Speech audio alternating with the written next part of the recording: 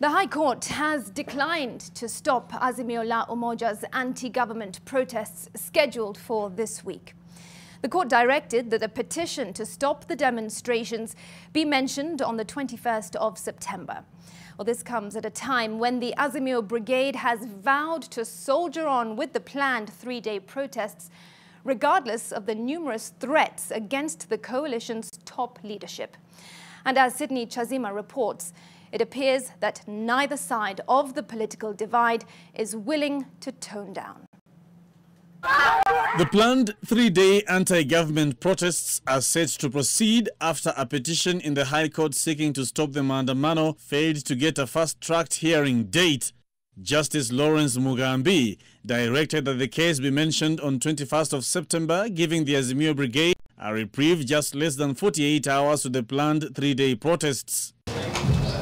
Earlier in the day, the Azimio Brigade held a parliamentary group meeting that is said to have been aimed at countering the plans by their Kenya Kwanza counterparts to scuttle the demos. What is the correlation between the destruction of infrastructure in the country and the cost of living?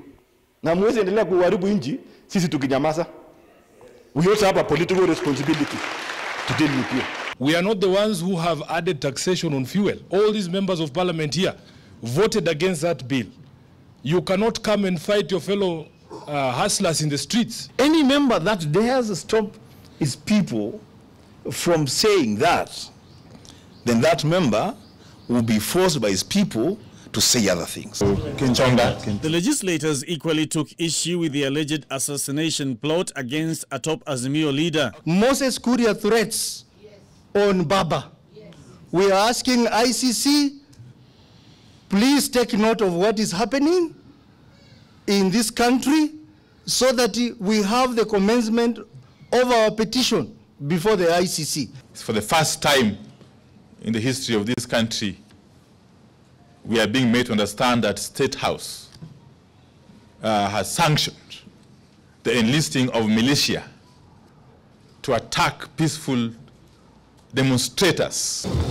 ODM Secretary General Edwin Sifuna accused the government of attempts to paralyze the signature collection website, even as Kenya Kwanza allied leaders rubbished the initiative. They are crying and saying, oh, this signature thing is going nowhere. But they are actively sabotaging the collection of signatures. We have had over 1,000 attacks on our website that is being used for collection of signatures. They have even cloned the website to try and, confuse our supporters. Whether we collect even 20 million or 30 million signatures, it will only bring this country to anarchy. And I want to urge the IG. We are not asking you to shoot. We are not asking you to kill. But we are asking you to contain the demonstrations. It appears the hardline stances taken by politicians from both sides of the political divide have taken an upward trajectory, even as the country gears up for the planned protests on Wednesday, Thursday and Friday. Sydney Chazima, NTV, Nairobi. As government and opposition